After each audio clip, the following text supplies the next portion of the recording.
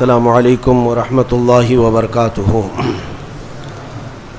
الحمد للہ وکفا وسلام علی حبیبہ المصطفیٰ، اما بعد فاعوذ باللہ من الشیطان الرجیم، بسم اللہ الرحمن الرحیم۔ ان اللہ وملائکتہ یصلون علی النبی یا ایہا الذین آمنوا صلوا علیہ وسلموا تسلیما۔ اللہم صل علی سیدنا محمد معدن الجود والکرم وآلہ واصحابہ الکرام وابنہ الکریم وبارک وسلم بحمدہ تعالی وبکرم مصطفیٰ صلی اللہ تعالی علیہ وسلم۔ آج کی شب میں قرآن عظیم کے 5.5 پارے مکمل ہو چکے۔ اللہ عز و جل بقیہ قرآن عظیم کو صحیح تجوید کے ساتھ پڑھنے اور آپ سب کو سننے کی توفیق عطا فرمائے۔ آج سورہ نساء کی ہم نے تلاوت کی ہے۔ سورہ نساء عربی میں عورتوں کو کہتے ہیں، عورتوں کو نساء کہا جاتا ہے، اور آپ اس بات سے اندازہ لگائیں کہ پوری عورتوں کے نام کی ایک سورہ ہے، مردوں کے نام کی سورہ نہیں ہے، یعنی رجال نام سے نہیں ہے، نساء نام سے سورہ ہے۔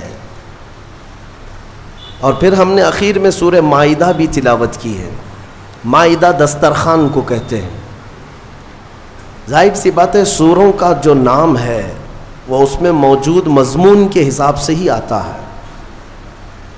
نساء میں عورتوں کے متعلق کچھ بیان آیا ہے، جس کی وجہ سے اس کا نام سورہ نساء، کیونکہ نکاح کے متعلق احکام بتائے گئے۔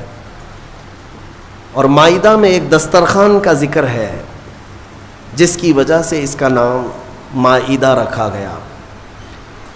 آج ہم نے جو آیتوں کی شروعات کی 5ویں پارے کی، وہیں سے کچھ احکام اللہ تعالیٰ نے ہمیں بتایا۔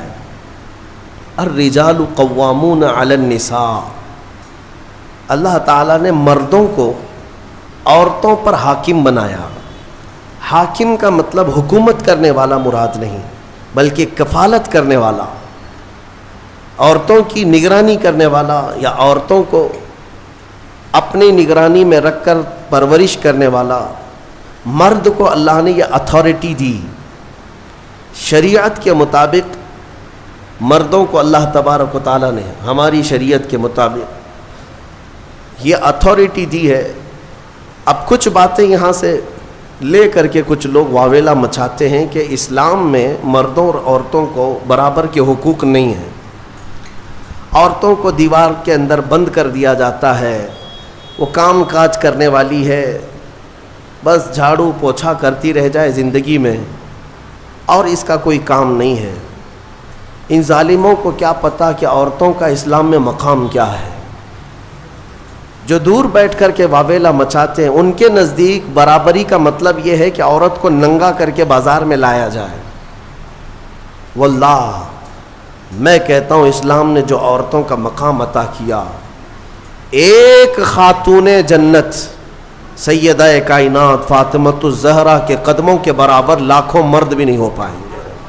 ان کا جو مقام ہے، یہ نہیں ہے کہ اسلام نے عورتوں کو کہیں گرایا ہے، برابری، بلکہ کچھ خصوصیات مردوں کی ہے وہ مردوں کو دی گئی، کچھ خصوصیات عورتوں کی ہے تو عورتوں کو دی گئی۔ یہ ایکویلٹی نہ ہونے اور برابری نہ ہونے کے جو دعوے کیے جاتے ہیں پوری دنیا میں ہیومن رائٹس یا ویمن رائٹس کے متعلق، کہ عورتوں کے حقوق کے متعلق، ان کو ایسا لگتا ہے کہ اسلام میں عورتوں کو حق نہیں ملا۔ اور یہاں پر بھی تو ہے، ہمارے ملک میں بھی، کہ ہماری عورتوں پر بہت زیادہ رحم کھاتے ہیں ہمارے پی ایم صاحب، کہ مسلمان عورتیں پیڑت ہیں، مسلمان عورتیں پیڑت ہیں۔ پیڑت کا مطلب مظلوم ہے۔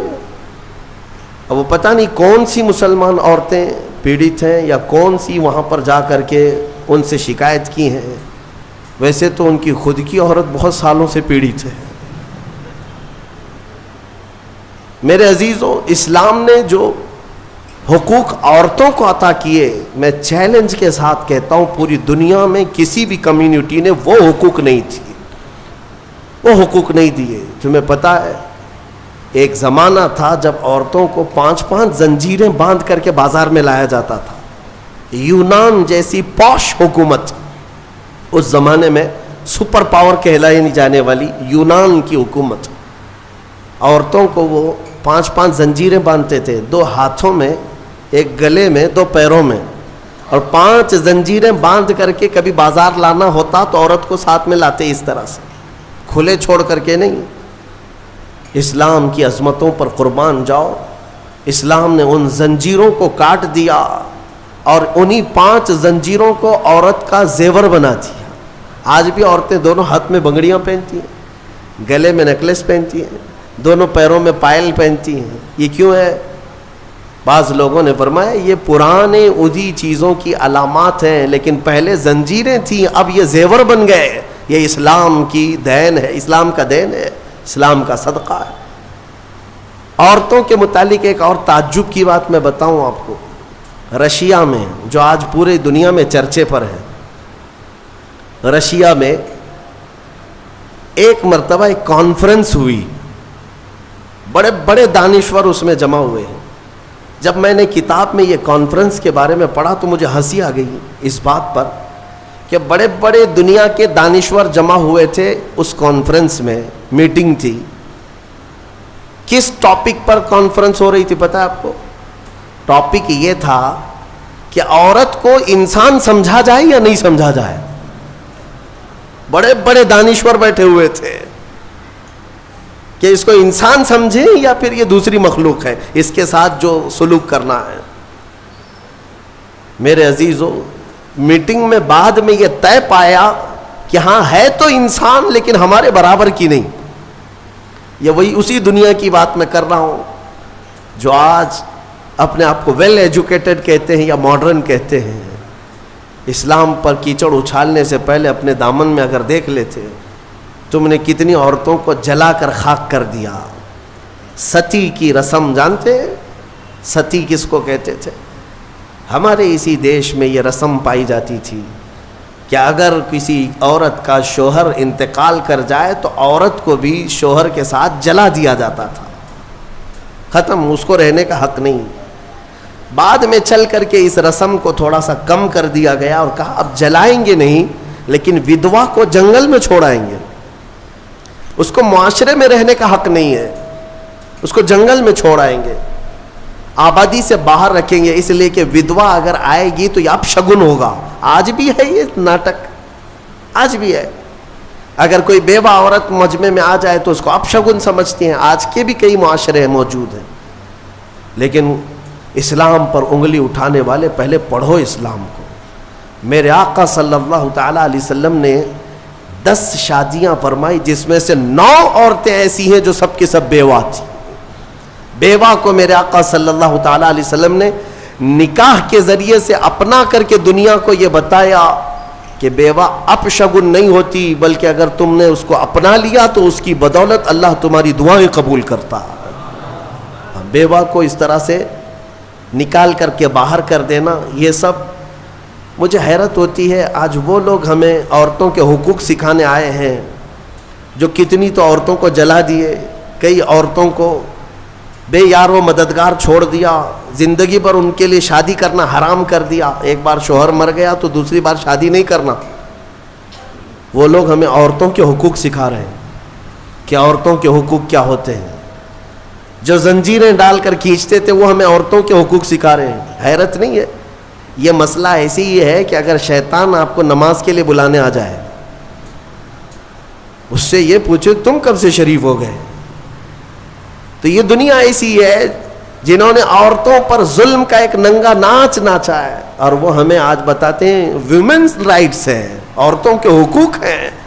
عورتوں کے حقوق الحمدللہ میرے مصطفیٰ نے بتائے ہیں. کل بھی میں نے بتایا تھا اگر گھر میں بیٹی پیدا ہو تو رسول پاک صلی اللہ علیہ وسلم نے اسے جنت کی بشارت عطا کی.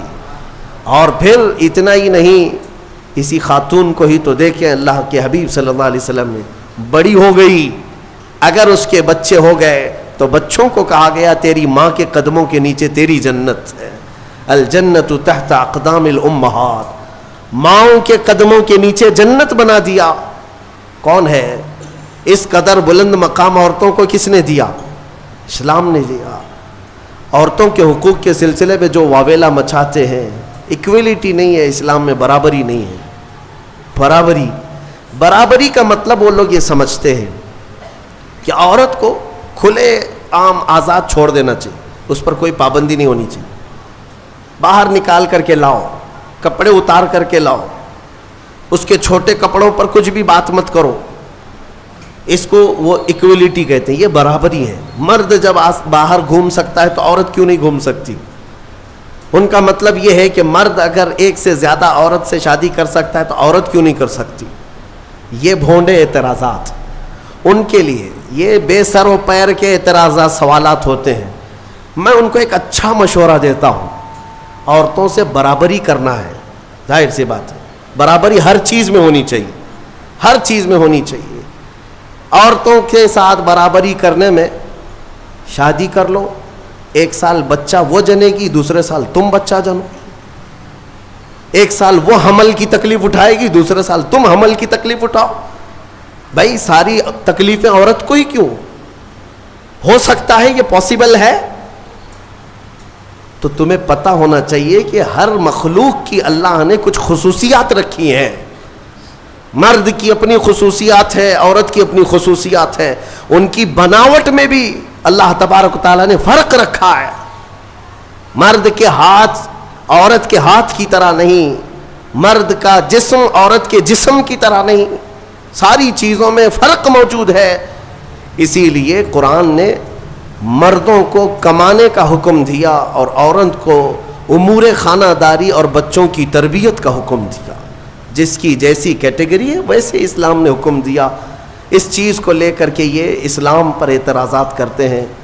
آج پاکستان کی سڑکوں پر کچھ عورتیں بینر لے کر کے اتری اور اس بینر پر یہ لکھا ہوا ہے کہ میرا جسم میری مرضی، کہ ہمیں آزاد چھوڑ دیا جائے.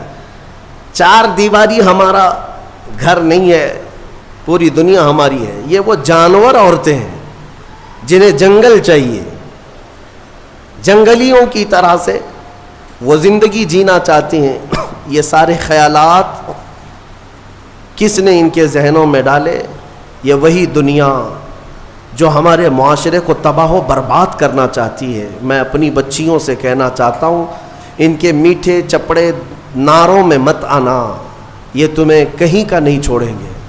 آج جاؤ یورپ کو جا کر دیکھ لینا، امریکہ کو جا کر دیکھ لینا، وہاں پر پورا نظام درہم برہم ہے. جو پوش کہتے ہیں نا، وہ صرف اور صرف پیسے میں پوش یا پھر عیاشی میں پوش نظر آتے ہیں. اخلاق جو انسان کے ہیں وہ مر چکے ہیں. پرسنٹیج کے اعتبار سے دیکھا جائے تو اب میں ایگزیکٹ نہیں بتا پاؤں گا، لیکن بہت زیادہ پرسنٹ ایسا ہے کہ وہاں شادی کا نظام ہی ختم ہو چکا ہے. شادی کا نظام ہی نہیں. لڑکا کسی بھی لڑکی کے ساتھ زندگی گزارتا رہے، بچہ ہو جائے، 2 ہو جائے، اس کے بعد دونوں کہتے ہیں اب شادی کر لیں ہم لوگ. 1-2 بچے ہونے کے بعد پلان کرتے ہیں کہ شادی کر لیا جائے. اس وقت تک شادی ہی نہیں ہوتی. اگر انڈرسٹینڈنگ ٹھیک رہی تو آگے شادی کر لیں گے 2 بچے کے بعد، نہیں تو پھر چھوڑ کر کے پھر کسی اور کے ساتھ. وہاں کے اکثر بچوں کو یہ پتہ ہی نہیں ان کا اصلی باپ کون ہے. 2-2 3-3 کے ساتھ اس طرح کی زندگیاں گزرتی رہیں. میرا دین یہ نہیں ہے. میرے دین کی خصوصیت یہ ہے کہ اسلام نسب کی حفاظت کرتا ہے، نسب کی حفاظت کرتا ہے. آپ کو پتہ ہے اسلام کا یہ جو نظام ہے، ایک انگریز نے کہا، اس نے ریسرچ کر کے کہا، عورت کو اگر کسی نے طلاق دے دیا، توجہ چاہتا ہوں، اگر کسی نے طلاق دے دیا تو اس کی عدت کیا ہے؟ وہ عورت دوسرے مرد سے اگر نکاح کرنا چاہے تو کب کرے گی؟ ادھر فوراً زید نے طلاق دے دیا، دوسرے دن دوسرا شادی کر سکتا ہے؟ عدت ہے نا، آپ کو پتا ہے عدت کیا ہے؟ یہ عدت کیا ہے؟ 3 بار عورت کی ماہواری آ جائے، طلاق کے بعد 3 بار عورت کا حیض آ کر ختم ہو چکا ہو، 3 بار حیض آیا اور 3 بار وہ پاک ہوئی، تب اس کی عدت ختم ہو گئی، اب وہ چاہے تو کسی اور سے نکاح کر سکتی. یہ طریقہ ہے شریعت اسلامیہ میں. یہ کیوں رکھا گیا؟ ایک دانشور ہے، بڑا پڑھا لکھا آدمی ہے، لیکن اسلام سے اس کا تعلق تو نہیں، مسلمان نہیں ہے. اس نے کہا مجھے اس بات پر بہت حیرت ہوئی جب میں نے یہ دیکھا عدت کا کیا مسئلہ ہے، اس میں کیوں رکھا گیا؟ تو اس نے کہا کہ سائنس کے اعتبار سے میں نے پوری جانچ پڑتال کر کے دیکھ لیا کہ اگر عورت پہلے والے شوہر کے ساتھ کچھ راتیں بھی گزاری ہو، کچھ راتیں گزاری اور اس کے بعد پہلے شوہر نے طلاق دے دیا، تو پہلے شوہر کا نطفہ اگر عورت کے جسم کے اندر موجود ہے تو وہ کب تک باقی رہتا ہے؟ تو سائنس کہتی ہے 3 بار عورت کو اگر ماہواری آ گئی تو پہلے والا سارا نطفہ پاک ہو چکا ہوتا ہے، پہلے والے کا کچھ بھی ذرہ بھی باقی نہیں رہتا. اب وہ پوری مکمل کلین ہے، تب جا کر کے وہ دوسرے شوہر کے لیے تیار ہے، دوسرا نکاح کر سکتی ہے. میرے عزیزو، یہ میں نہیں کہتا، غیروں نے جو پڑھا ہے وہ کہتے ہیں کہ اسلام نے یہ عدت کا جو نظام رکھا ہے وہ صرف اس لیے کہ آنے والا بچہ اس کے نسب میں کوئی اختلاط نہ ہونے پائے، نسب میں کوئی اختلاط نہ ہونے پائے. عورتوں کی بھی حفاظت اور بچوں کی بھی حفاظت. الحمدللہ مجھے فخر ہے اس بات پر کہ دین اسلام نے یہ پاکیزہ نظام رکھا ہے، پاکیزہ نظام. آپ کو پتا ہے آج دنیا یہ سارا نظام درہم برہم کرنا چاہتی ہے. ہاں، جو ماڈرن کلچر کے دلدادہ ہیں ان سے میں کہتا ہوں جاؤ ذرا یورپ کو دیکھو، انہوں نے شادیوں کا نظام ختم کر دیا. شادیوں کا نظام ختم کرنے میں کئی چیزیں ان کے ساتھ آئی، میں بتاتا ہوں. ایک سسٹم ہے جو کام کر رہا ہے، شیطان کے پجاری ہیں وہ، ڈیول ورشپرز، شیطان کے پجاری. وہ صحیح طریقے سے جو نباہ ہوتا ہے اس کو ختم کرنے پر لگی ہوئی ایک ٹیم ہے، ایک پوری ٹیم کام کرتی ہے. وہ مردوں کو عورتوں سے دور رکھیں، عورتوں کو مردوں سے، یا اگر رکھیں تو ناجائز طریقے سے رکھیں. اس کے لیے کیا کیا طریقے اپنائیں. میں 2 سال قبل شاید یا 3 سال قبل کی بات ہے، شب قدر میں نے اس کو عرض کیا تھا. پورا نظام جو یہ معاشرتی جو نظام ہے، ازدواجی جو نظام ہے، اس کو مار ڈالا ہے یورپ کے کئی کلچرز نے. کیا کیا جانتے؟ مردوں کو خود اپنے ہاتھوں سے تسکین حاصل کرنے کے طریقے سکھا دیے کہ عورت کی ضرورت ہی نہ پیش آئے. اپنے ہاتھوں سے شہوت کو پورا کر لو، خواہشات پوری کر لو. اس کے لیے انہوں نے کھلونے بنائے، آلے بنائے، ساری چیزیں بنائی تاکہ شادی کا نظام ہی نہ رہے. عورتوں کو بھی اسی طرح سے تباہ و برباد کر دیا کہ عورتیں بھی اس نظام میں نہ آئیں. وہ اپنی جسمانی خواہش پوری کرنے کے لیے وہ پلاسٹک کا بھی سہارا لے لیں، کسی بھی دوسری چیزوں کا سہارا لے لیں. میں نے جب یہ پڑھا کہ باہر کئی جگہ پر مارکیٹ میں باضابطہ سلیکون کی پوری عورتیں ملتی ہیں، پورا کا پورا مرد ملتا ہے. سلیکون ایک ربر ٹائپ کا، اس کا پورا خوبصورت مرد بھی بنایا جاتا ہے، خوبصورت عورت بھی بنائی جاتی ہے، تاکہ جسے اپنی جسمانی خواہش پوری کرنا ہو تو ان کھلونوں کے ساتھ پورا کر لے اور اپنے آپ کو تباہ و برباد کر لے. ہوگا کیا اس سے؟ یہ نظام ختم کرنا ہے ان کو کہ ازدواجی نظام ہی نہ رہے، نہ بچے ہوں، نہ صالح معاشرہ ہو. نظام ختم کرے. بہت لوگ اس میں تباہ و برباد ہو چکے. یہ سلیکون کی گڑیا اور گڈے بنائے گئے، ان کی زندگیوں میں داخل کیے گئے. یہ ہٹ گیا تو پھر ان لوگوں نے کئی ملکوں میں LGBT کمیونٹی کو متعارف کرایا. یہ کیا ہے؟ LGBT کمیونٹی ایک معاشرہ ہے، یہ پوری دنیا میں کام کر رہے ہیں. 50 لاکھ سے زیادہ کے ممبر ان کے ہندوستان میں ہیں. ہر کنٹری میں ان کو سہولیات دی جا رہی ہیں. یہ کون لوگ ہیں؟ یہ وہ لوگ ہیں کہ مرد مرد سے اور عورت عورت سے اپنی خواہشات پوری کرے. ہومو سیکسولیٹی گےازم، لیزبین، ٹرانسجینڈر، یہ ایک پوری کمیونٹی بنی ہے کہ شادی کا نظام ہی نہ رہے. مرد مردوں سے اپنی خواہشات پوری کر لے، عورت عورتوں سے اپنی خواہشات پوری کر لے. یہ قوم لوط کی بلا، جس کے متعلق قرآن نے کہا اس گناہ میں جو مبتلا ہیں وہ دردناک عذاب میں گرفتار ہوں گے. 3 جگہ ان کا ذکر آیا ہے. حضرت لوط علیہ السلام کی قوم اس گناہ میں مبتلا تھی. اللہ تعالیٰ نے فرمایا ان کی زمین کو اٹھا کر اللہ نے پلٹ دیا، لیکن اس سے پہلے کیا کیا؟ وَأَمْطَرْنَا عَلَيْهِمْ حِجَارَةً مِّن سِجِّيلٍ، نوکیلے پتھروں کی بارش کی گئی تھی ان پر. ان کے جیسی سروں پر وہ پتھر پڑتے تھے تو بھیجا نکل جاتا تھا. قوم لوط. اور اس کے بعد زمین کو اٹھا کر فَجَعَلْنَا عَالِيَهَا سَافِلَهَا، اللہ فرماتا ہے بلند کیا گیا اور پھر گرا دیا گیا. قوم لوط پر جو عذاب آیا اس کو قوم سدوم بھی کہتے ہیں. جارڈن میں کبھی آپ کو جانا ہو تو یہ وہی علاقہ ہے جہاں حضرت لوط علیہ السلام کا قیام تھا. میں نے خود سفر کیا، تقریباً 150 سے 200 کلومیٹر تک گاڑی چلتی رہے تو صرف اور صرف کالے کالے پتھر ہی ہیں، عجیب قسم کے پتھر ہیں. دیکھو تو ڈر لگے. آج بھی نہ کوئی آبادی ہے، نہ کوئی گھر ہے، نہ کوئی درخت ہے، کچھ نہیں. بہت دور تک صرف کالے کالے پتھر پڑے ہوئے ہیں. وہ کس زمانے کے پتھر اور کس پہ برسے ہوئے پتھر یہ تو میں یقین کے ساتھ نہیں کہتا، لیکن علاقہ وہی ہے جو قوم لوط پر عذاب آیا تھا. میرے عزیزو، میرے کہنے کا خلاصہ یہ ہے کہ یہ دنیا اس اسلامی خصوصیات کو مار ڈالنا چاہتی ہے، ختم کرنا چاہتی ہے کہ سالے معاشرہ نہ رہے.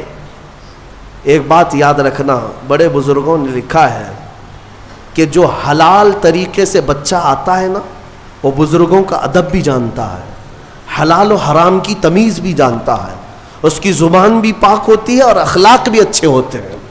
اور جو حرام طریقے سے دنیا میں آیا ہے تو پھر اس کے اندر اس کے کیریکٹر بہت خراب بھی ہو جاتے ہیں. شیطانی چکر کا وہ ایک پورا کا پورا وہ نظر آتا ہے، پیکر نظر آتا ہے.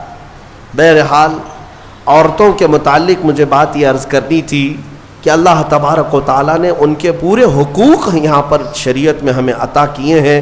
بعض لوگ ایک سوال یہ کرتے ہیں کہ جب وراثت بانٹتے ہیں تو مرد کو 2 حصے، عورت کو 1 حصہ کیوں؟ آپ نے سنا ہوگا نا کہ عورت کو آدھا، مرد کو 1. یا تو اس کا دوسرا معنی ایسے ہے کہ اگر کسی باپ کا انتقال ہوا، اس کے گھر میں 2 بیٹے اور 2 بیٹیاں تھیں، 2 بیٹے 2 بیٹیاں تھیں، تو مال کیسے تقسیم ہوگا؟ 3 حصوں میں تقسیم ہوگا. ایک حصہ دونوں بیٹوں کو دیا جائے گا اور ایک حصہ جو بچا ہے وہ آدھا آدھا لڑکیوں میں دیا جائے گا. آدھا آدھا دونوں لڑکیوں کو دیا جائے گا. یعنی 4 اولاد تھی تو 3 حصوں میں بانٹا جائے گا. ایک حصہ لڑکے کو اور آدھا آدھا لڑکی کو. تو اس دنیا کو یہی بات شوشہ مل گیا، کہا کہ لڑکی کو آدھا کیوں، لڑکی کو آدھا کیوں، لڑکے کے برابر کیوں نہیں دیا جاتا؟ انہیں پتہ نہیں اسلام نے ان خواتین کو اور بھی کہاں کہاں حصے رکھے ہیں. یہ لڑکی کا باپ کی طرف سے ملنے والا آدھا حصہ ہے، یہ اپنے بھائی کے برابر نہیں، آدھا. لیکن جہاں یہ نکاح کر کے جاتی ہے اس کے شوہر سے بھی اس کو وراثت دی گئی ہے. عورت کو اس کے شوہر کے گھر سے بھی وراثت ہے، باپ کے گھر سے بھی وراثت ہے. یہ دنیا کہتی ہے کہ ہم نے عورتوں کے حقوق مارے ہیں. تم وراثت کے احکام پڑھے کہاں ہو؟ معلوم کہاں ہے؟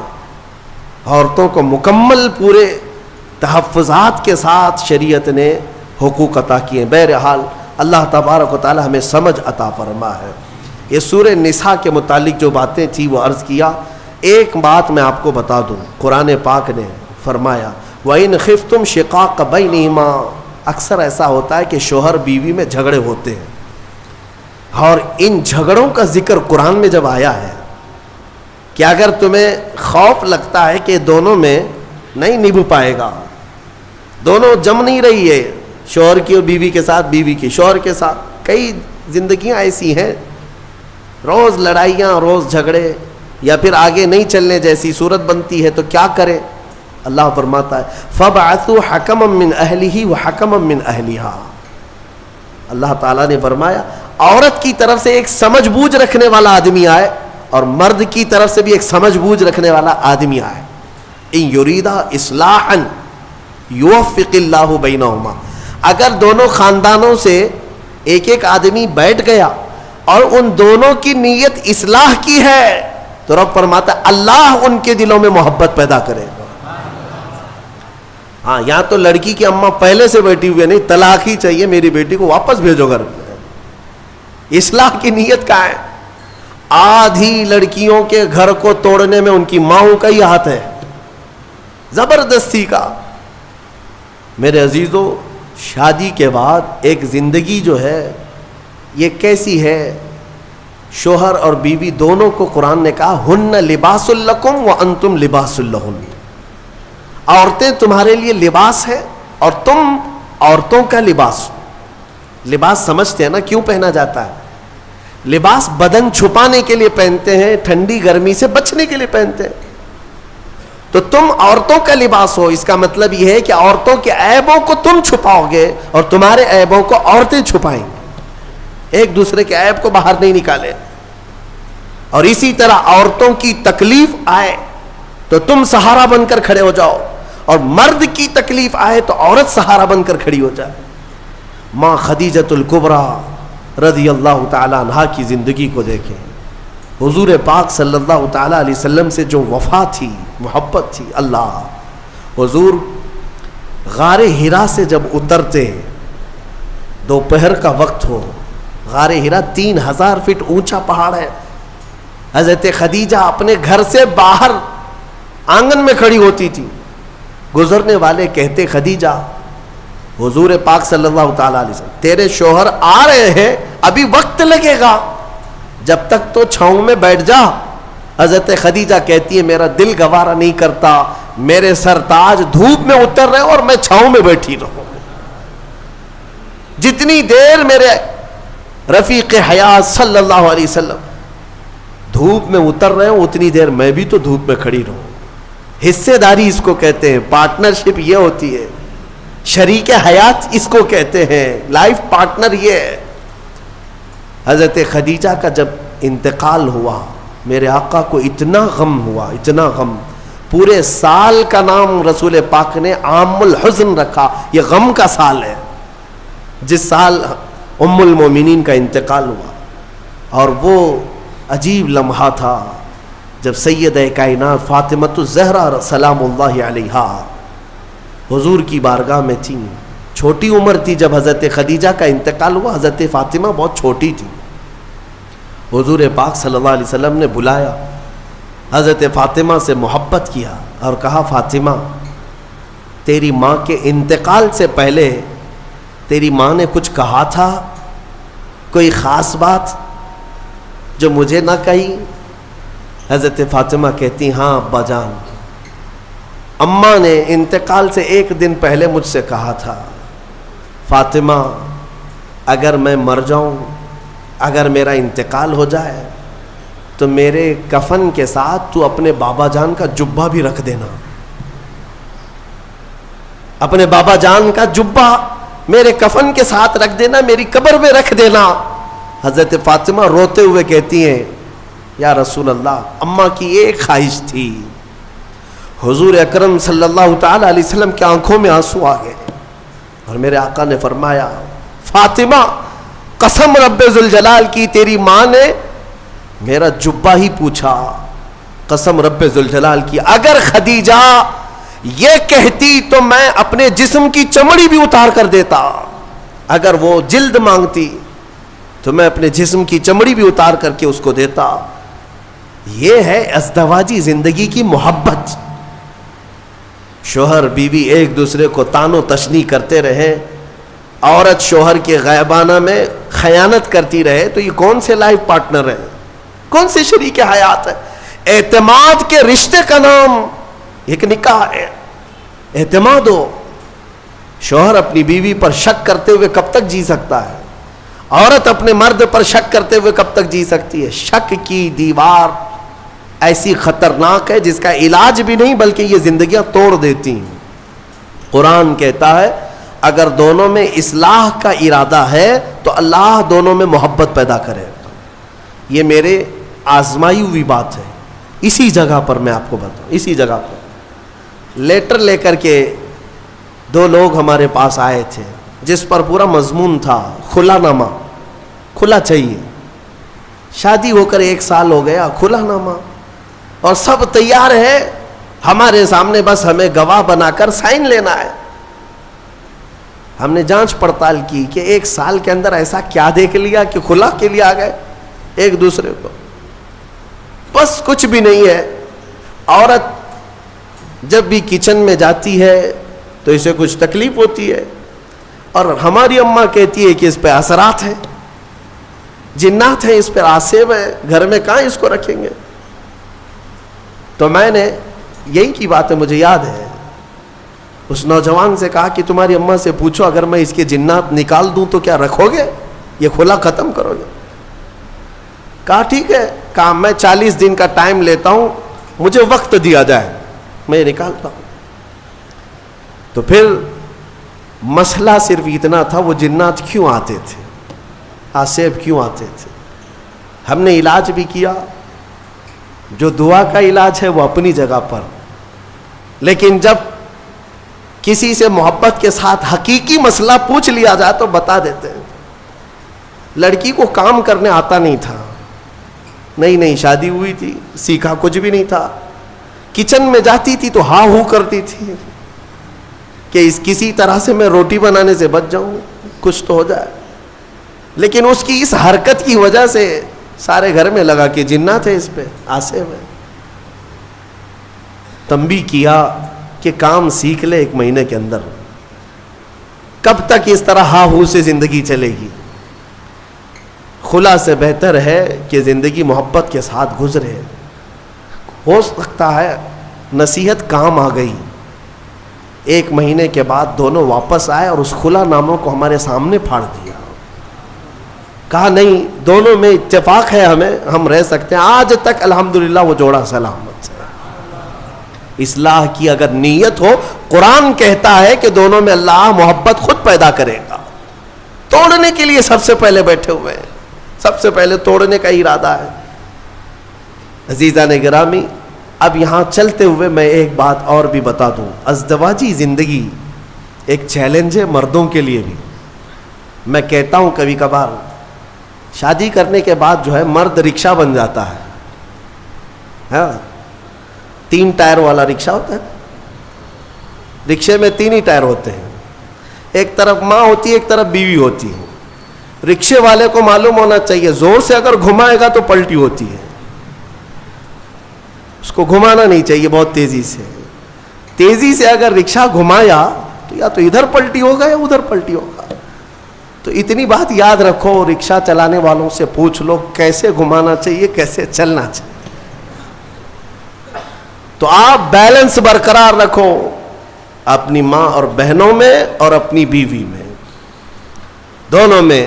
عورتیں ہیں، عورتوں کا مزاج ہے، ان کی فطرت میں ہے، ایک دوسرے کے ساتھ ان کے معاملات ہوتے ہی رہتے ہیں۔ آپ کو میں کیا بتاؤں، حضور پاک صلی اللہ تعالی علیہ وسلم کی 10 بیویاں ہیں، میرے آقا نے ان کے درمیان کیسے عدل قائم رکھا، کیسے عدل قائم رکھا۔ تو بہرحال ازدواجی زندگی ایک چیلنج ہے، اور جس نے صبر کر لیا اس پر اجر بھی ہے، اس پر اجر ہے۔ حضور پاک صلی اللہ تعالیٰ علیہ وسلم کی حدیثوں کا ایک مفہوم یہ بھی ہے کہ عورت ٹیڑھی پسلی سے پیدا کی گئی، اسے تم پورا سیدھا کرنے کی کوشش نہ کرو ورنہ یہ ٹوٹ جائے گی۔ تم اسے فرشتہ دیکھنا چاہتے ہو، عورت کو ہر مرد یہ چاہتا ہے اتنی پاک ہونا چاہیے، اتنی پاک ہونا چاہیے، خود ناپاک رہے چلے گا۔ عورت بھی انسان ہے، اس کو اسی اعتبار سے رکھا جائے، وہ جس قدر تمہاری فرمان بردار ہے بہت ٹھیک ہے۔ اچھا، اور ایک حدیث میں آپ کو بتاؤں، دنیا میں اگر اللہ تبارک و تعالیٰ نے دنیاوی نعمتوں میں سب سے اچھی نعمت اگر کسی کو دیا تو وہ کیا ہے؟ بڑا گھر کسی کو ملا نعمت ہے، دولت ملی وہ بھی نعمت ہے، اولاد ملی وہ بھی نعمت ہے، لیکن میرے آقا نے فرمایا اگر کسی کو نیک بیوی مل گئی تو اللہ کی سب سے بڑی نعمت ملی ہے، آدھی دنیا اس کو مل گئی، آدھی دنیا، اور اگر نیک نہیں ملی تو آدھی جہنم تو یہی ہو گئی ہے، ہاں سارا کا سارا اس کا نظام ٹھپ ہو جاتا ہے۔ ایک حکیم صاحب کے بارے میں نے پڑھا تھا، وہ آپ کو بھی میں بتا دوں، اکثر گھروں میں جو جھگڑوں کی ابتدا ہوتی ہے یہ زبان کی، عورتوں کی زبان کینچی کی طرح چلتی رہتی ہے۔ وہ کچھ عورتیں یہ عہد کر کے بیٹھی ہیں کہ جواب تو دینا ہی ہے، جواب تو دینا ہی ہے، چپ کیوں رہے، شوہر بولتا ہے تو کچھ تو جواب دینا ہے۔ شام میں آتا ہے تھکا ہارا، کچھ بھی 19-20 ہوا تو جھگڑے شروع ہوئے۔ دن بھر جو ٹریننگ ملی ہے اماں کے طرف سے، فون میں پورا سب ٹریننگ لے چکی ہے، شام میں جو ہے کیا کیا بولنا ہے وہ سب پتہ ہے۔ اسی لیے میں اپنی بچیوں سے کہتا ہوں اگر نکاح کے بعد سسرال میں جا چکی تو اسی کو اپنا گھر سمجھ لو۔ تمہارے شوہر کے ماں باپ تمہارے ماں باپ ہیں، تمہارے شوہر کی بہنیں اور بھائی تمہارے بھائی بہنیں ہیں۔ اس کے بعد ایک مٹھاس تم محسوس کرو گے۔ ایک حکیم صاحب کے بارے میں، شوہر بیوی بہت لڑ رہے تھے، جہنم بن گئی زندگی۔ اس نے آ کر کے کہا کہ جتنا پیسہ لگتا ہے لے لیجئے، میرا علاج کر دیجئے اس عورت کا، کام مہنگا ہے علاج، 40 دن کا کورس ہے، میں دوائی بناتا ہوں اور پھر دونوں کو بھی دیتا ہوں، اگر دوسری نہیں لے تو کم سے کم تو لے لے، 40,000 کا خرچہ بھی ہے۔ کہا چلے گا، اس کی زبان سے تو بہتر ہے 40,000 خرچہ کر لوں۔ روز جو چپڑ جو چلتی ہے، پورا دماغ ادھر کا ادھر ہو جاتا ہے۔ انہوں نے کہا ٹھیک ہے میں دوا بناتا ہوں اور اس کے بعد اس کا طریقہ استعمال کا بھی بتاتا ہوں۔ دوسرے دن وہ پیسے بھی بھر دیا ایڈوانس، انہوں نے دوا بھی بنا کر رکھی، گولیاں تھیں جڑی بوٹیوں کی۔ کہا کہ 2 گولیاں روزانہ رات کو لینا ہے، شوہر بیوی کے تعلقات صحیح کرنے کے لیے، جھگڑے صحیح کرنے کے لیے۔ وہ نہیں کہہ رہا ہوں کہ میں معجون لینا ہے، یہ الگ ہے، جھگڑا نہ ہونے کے لیے بھی دوا دے رہے تھے حکیم صاحب۔ تو اس کا طریقہ یہ تھا کہ منہ میں گولی رکھ کر 1 گھنٹہ تک چوسنا ہے اور خاموش رہنا ہے، جیسے گھر میں جائے۔ تو ان کو طریقہ دے دیا، 2 گولیاں، یہ جیسی رات کو گھر جاتے ہیں منہ میں رکھے بیٹھے رہتے ہیں۔ خاتون آگ بگولا رہتی، اتنا لیٹ، سب کی فکر ہے ہماری ہی نہیں ہے، دوستوں کے ساتھ فلاں کے ساتھ اتنا ٹائم کیے کہاں گئے، کچھ بھی جواب نہیں، گولی منہ میں ہے۔ جواب دیتا تو جواب کا جواب آتا، پھر جواب کا جواب ادھر سے ہوتا، اب مجبور تھا بیچارہ، گولی تھی، اس کو جتنا چلانا تھا چلائی۔ کہا کہ ٹھیک ہے میں بھی دیکھ رہا ہوں مجھے اس طرح سے نگلیکٹ کر رہا ہوں، میں کوئی انسان نہیں ہوں، میرے سے بات بھی نہیں کر رہا ہو۔ 2 گھنٹے کے بعد تو وہ تو ویسی ہی شانت ہو چکی تھی، گولی بھی پگھل چکی تھی، لیکن جب شانت ہو گئے تو رات اچھے سے گزر گئی۔ دوسرے دن پھر رات کو آئے، پھر منہ میں گولی تھی، آج پھر وہ چلانے لگی، لیکن عورت کو شک ہونے لگا کہ اچانک یہ سدھر کیسے گیا۔ دونوں رات کو جھگڑا کرتے ہی تھے، لیکن کل سے دیکھ رہی ہوں جواب بھی نہیں دے رہا، کچھ بھی بول رہی ہوں جواب نہیں دے رہا، تو خاموش رہی۔ تھوڑا ہی آج چلائی، اور اس کے بعد اس کو ڈر لگنے لگا کہ کہیں طبیعت خراب ہو گئی ہو۔ تیسرے دن پھر گولی رکھ کر کے آئے، عورت نے آج چلایا تو اسے سیریس لگنے لگا کہ آج بھی جواب نہیں دے رہا، اس کا مطلب طبیعت خراب ہے۔ قریب آئی اور کہا ارے میرے سرتاج بتاؤ تو صحیح کیا تکلیف ہے آپ کو، 2 دن سے بالکل منہ چھپ کر کے بیٹھے ہو گھر میں، رونق ختم ہو گئی گھر کی، کچھ تو بولو۔ کہا نہ گولی ہے منہ میں۔ کافی دیر تک 1 گھنٹہ 2 گھنٹہ، تو تیسرے دن جو ہے جب بات ہی نہیں کیا، خاموش، تو عورت کی طبیعت بے قرار ہو گئی سیدھے۔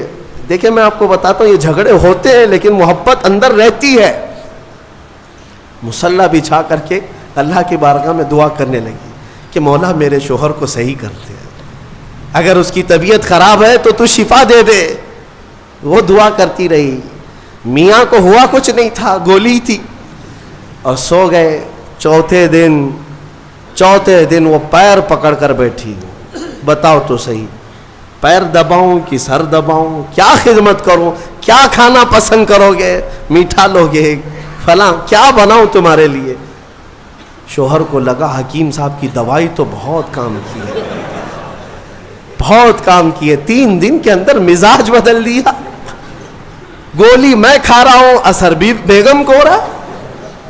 پھر اس کے بعد حکیم صاحب کے پاس پیسے پورے لے کر کے گئے، کہا کہ 3 دن میں ہی گولیاں بہت اثر دکھائی ہیں، 40 دن کے کورس میں پتہ نہیں اور کیا ہونا ہے، آپ پورے پیسے لے لیں، آپ کا بڑا احسان ہے، گھر شانت ہو گیا، میری بیوی میری محبت میں پاگل ہے، جو میری مرضی ہے وہ کرنے کو تیار ہے۔ حکیم صاحب سے پوچھا کہ اتنا لاجواب علاج آپ کے پاس آیا کیسے، کون سی جڑی بوٹیاں ہیں، کون سے پہاڑ سے لے آئے ہو؟ حکیم صاحب نے کہا بیوقوف کچھ نہیں، میدے کے آٹے کی گولیاں ہیں، کچھ بھی نہیں ہے اس کے اندر، میدے کے آٹے کی گولیاں بنا کر، بات صرف مجھے اتنی علاج کرنا تھا کہ دونوں میں سے کسی ایک کا منہ چھپ ہو جائے، علاج ویسے ہی ہو جائے گا۔ ان حکیموں نے حکمت کے ذریعے سے جو علاج کیا، یہ لطیفہ نہیں ہے، یہ اکثر زندگیوں کی حقیقت ہے۔ میں تمہیں ہنسانے کے لیے کوئی لطیفہ نہیں بولنا چاہتا، بلکہ زندگیوں میں داخل ہو کر کے دیکھو کہ یہ ابتدا صرف جواب در جواب سے ہوتی ہے اور طلاق تک پہنچتی ہے۔ کتنوں کو جا کر ہم نے کورٹ میں دیکھا ہے، ایک طرف شوہر ایک طرف بیوی ہے، ایسے لوگوں کے سامنے سر جھکائے کھڑے ہیں انصاف کے لیے۔ یہ زندگیاں کیوں اس طرح سے ناکارہ ہو گئیں؟ اس کی وجہ یہی ہے کہ انا آ گئی، غرور ہے، تکبر ہے۔ قرآن کے اس فرمان پر عمل کرو۔ اللہ تعالیٰ نے فرمایا اگر اصلاح کا ارادہ ہے دونوں کا تو اللہ دونوں کے دلوں میں خود محبت پیدا فرمائے گا۔ یوفق اللہ بینہما، اللہ فرماتا اللہ ان دونوں کے دلوں میں محبت خود پیدا کرے گا۔ اللہ کریم جوڑوں کو سلامت رکھے۔ تفسیر جو اصل بات عرض کرنی تھی وہ رہ گئی، اتنی بات عرض کر دوں۔ مصطفیٰ کریم صلی اللہ تعالیٰ علیہ وسلم کے متعلق قرآن کی یہ آیت آئی ہے، فَلَا وَرَبِّكَ لَا يُؤْمِنُونَ حَتَّى يُحَكِّمُوكَ فِي مَا شَجَرَ بَيْنَهُمْ۔ اے رسول قسم تمہارے رب کی، وہ شخص مومن ہو ہی نہیں سکتا جو اپنے جھگڑوں میں آپ کو فیصل نہ سمجھے۔ حضور کو اگر کوئی فیصل نہیں مانتا، حضور کو اگر کوئی حکم نہیں مانتا تو قرآن کہہ رہا وہ شخص مومن ہی نہیں ہے، مومن ہی نہیں ہے۔ کئی لوگوں کو ایسے ہم نے دیکھا ہے، کہتے ہیں ایسی ہم شریعت نہیں مانتے، ہاں ہم یہ حدیث قرآن نہیں مانتے، نعوذ باللہ یہ جملہ کفریہ ہے، کافر ہو گئے، اسلام سے نکل گئے کسی نے اگر ایسا کہا۔ بلکہ یہ کہو چاہے دنیا ادھر کی ادھر ہو جائے ہم مانیں گے تو میرے رسول کا فیصلہ مانیں گے۔ ہاں منافقین کے متعلق یہ کہا گیا ہے کہ وہ رسول کا فیصلہ نہیں مانتے، اپنی طبیعت کا مانتے ہیں۔ اللہ تعالیٰ انہیں ہدایت عطا فرمائے۔ آج ایک یادگار ہمارے لیے سال کا ایک دن ہے کہ 3 رمضان المبارک کو خاتون جنت سیدہ کائنات سیدہ فاطمۃ الزہرا سلام اللہ علیہا کا یوم وصال ہے۔ وہ دختر رسول، نور نظر رسول، مصطفیٰ کریم صلی اللہ تعالیٰ علیہ وسلم کے دربار کی وہ لاڈلی بیٹی جن کے متعلق بزرگوں نے لکھا ہے کہ اگر کسی کو کبھی کوئی دعا قبول نہ ہوتی نظر آئے تو سیدہ فاطمۃ الزہرا کا وسیلہ لے کر دعا کرے، مولا دعا قبول کرے گا۔ ہاں اس خاتون جنت کا آج یوم ہے، ان کا دن ہے، فاتحہ خوانی کا بھی اہتمام ہے، اور ہم آج کی اس تفسیر کے بعد اس خاتون جنت کی بارگاہ میں خراج عقیدت پیش کرتے ہوئے ان کے وسیلے سے اللہ کی بارگاہ میں دعا بھی کرتے ہیں، مولا اس سیدہ کائنات کے صدقے و توسل ہم سب کو عزتوں سے اور رحمتوں سے نوازے۔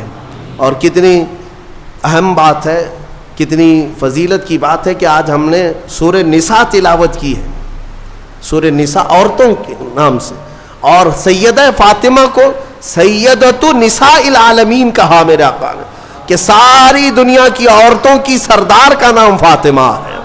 صرف دنیا ہی نہیں، جنتی خواتین کی سردار کا بھی. ایک روایت میں یہ ملتا ہے قیامت کے دن ایک فرشتہ اعلان کرے گا، یا اہل محشر غضوا ابصارکم فإن فاطمة بنت محمد تمر إلى الجنہ. فرشتے کی طرف سے اعلان آئے گا، اے محشر میں کھڑے ہوئے لوگوں اپنی آنکھیں نیچی کر لو، اس لیے کہ محمد الرسول اللہ صلی اللہ علیہ وسلم کی بیٹی سیدہ فاطمہ جنت کی طرف جا رہی ہے. جب وہ جنت کی طرف جا رہی ہوں گی 70,000 عورتوں کے جھرمٹ میں، 70,000 خواتین کے جھرمٹ میں، اس وقت بھی یہ اعلان ہوگا کہ اپنی آنکھیں نیچی کر لو. تو آپ اندازہ کریں ان کا مقام و مرتبہ کیا ہے. قیامت کے دن ان کا مقام اعلان کے ساتھ بتایا جائے گا. مولا کریم کہنے سننے سے زیادہ عمل کی توفیق عطا فرمائے اور ہماری عورتوں کو کنیزان فاطمہ میں شامل فرمائے. الی اشرف النبی الاکرم محمد المصطفیٰ صلی اللہ علیہ وسلم ملتہ و جمیع المسلمین والمسلمات الکرام. الفاتحہ.